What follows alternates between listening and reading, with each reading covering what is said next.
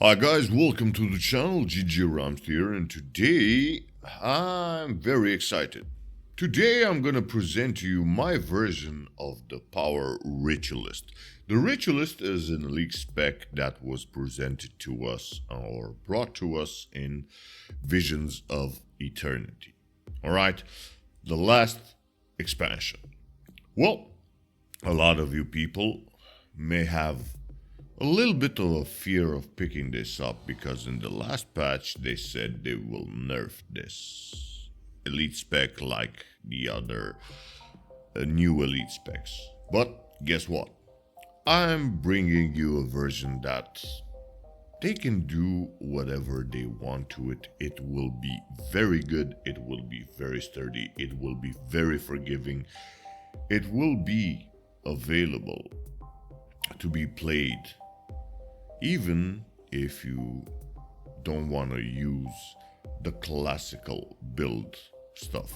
Alright, as you can see, it is very good, it is very forgiving, it doesn't have complex button rotations for the DPS, it doesn't have anything that will give you headaches. This is my pet peeve on this channel, making builds that will be able to be used and picked up by anyone. Do the best that you can and have fun in the game. That is my main goal. And to be honest with you, I must say that I really appreciate all the support. And with that being said, let's get into the build itself. Alright? First of all, gear. Power, precision, ferocity. Alright, so Berserker, you can use Marauder, you can use Berserker, and we can start from that level over there. Alright, Superior Rune of the Scholar, 6 of them. Of course, I'm using this with a Relic of the Fireworks. Upon dealing strike damage using a weapon skill with a recharge time of 20 seconds or more, deal increased strike damage for duration, refresh duration on stack. Alright, the back piece and the amulet is Marauder.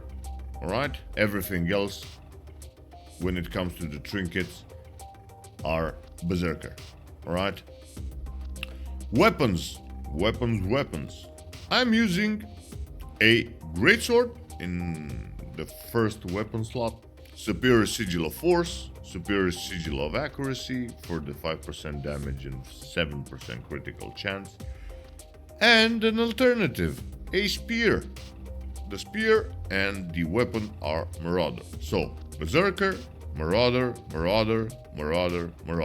Alright, very easy to come by, not many headaches. You can go full Berserker, you can go full Marauder. Alright, this is what I had, so there's not a problem. Alright, why spear? Well, initially I wanted to make it only with a greatsword, but then again I found out that this relic right here needs 20 seconds to deal increased strike damage. So why not have an alternative like putting a spear in the second weapon slot? Alright, guys, you can use it only with the greatsword, no problem, because while you use it you will enter your Ritualist Shroud, and if you have your greatsword skills on cooldown using the Ritualist skills, of course, you will have the cooldown needed once you return to your greatsword. But there are those of you who like the spear skills, so I like them too, but I prefer greatsword. I put the spear as an alternative to the greatsword. Alright, for you people out there using spears. Let's get into the traits. Spite. With Spiteful Talisman, deal increased strike damage to foes with no boons. Focus and axe skills recharge faster. We're not using neither focus or axe, but we need the damage increase. Awaken the Pain, Might grants you more power and less condition damage. Gain might when entering Shroud. Close to death, deal increased strike damage to enemies below to health threshold. Damage increase. Soul Reaping. Unyielding Blast. Shroud skill 1 inflicts vulnerability. So being a melee class, inflicting vulnerability, of course, 2% incoming damage and condition damage means that you deal more damage. So it's very, very good. Good synergy right there. Alright. Soul Barbs. Entering or existing shroud increase all damage for a duration. Damage increase. Flat damage increase over the board.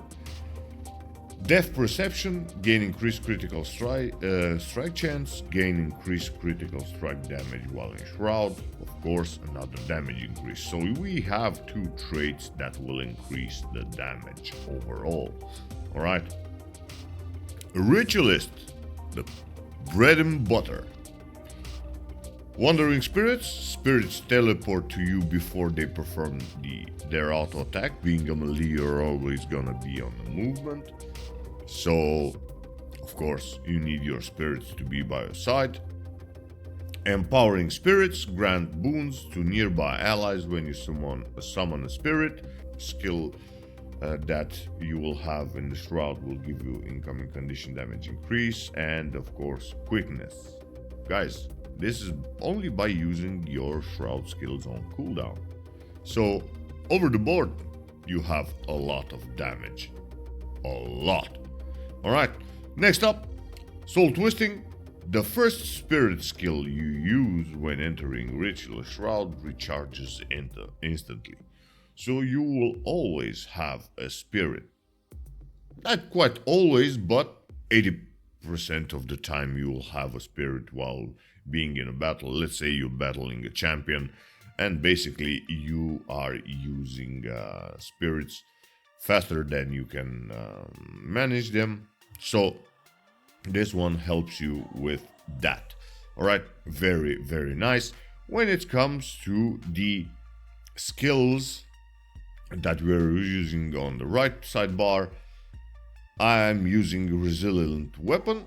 Take reduced damage from strikes and periodically heal. Effectiveness increased while below 50%. Grant this to nearby allies for a reduced duration. So every time you heal with this one, you can actually, if you're a group, you can heal your allies and help them. Alright, for a number of 5. Next up, Splinter Weapon. Your strikes will trigger an additional strike on nearby enemies. Allies received fewer stacks on this. Well, who gives a damn? This is not a support build. It can be a support bump, but not a support build. So we need your strikes to trigger additional strike. Alright. Next up, Nightmare Weapon. Your strikes steal life from enemies and inflict vulnerability. Grant fewer stacks of this to nearby allies. So basically this one will inflict vulnerability because you need that vulnerability for your strike damage and damage overall. And of course the radius is 300. Very good. Weapon of Warding. Block attacks, gain protection when the last stack is removed. Grant fewer stacks of this to nearby allies. So basically this works like your dodge in a few words. Alright, giving you heal, giving you protection. Very, very useful. Trust me on this. Besides your dodge, this is your most used skill when you are not inside your shroud. Alright? Last but not least, Xenray Weapon. When you take damage over a percentage of your maximum health, heal the difference, then steal life from that foe. Grants fewer stacks of this to nearby allies and break them out of stuns. So this is a stun break, of course. This is kind of a heal, gives you stability. Guys, if this is not a complete melee build for a ritualist, I don't know what is. This build right here emphasizes all the builds that I have done till now when it comes to melee damage and power damage, and the ritualist is the perfect way to show that off. Alright, guys, this is kind of it for the video. I won't take too long out of your time, but at the same time, let me just say this. Thank you for all the support, thank you for watching. If you like the video, don't forget to press that subscribe button and share the video, like, comment for the YouTube algorithm. The larger the number of people that I can go in front of with what I do, we as a community can help each other better. So, thank you for watching. Till next time, GGRamst out. Peace!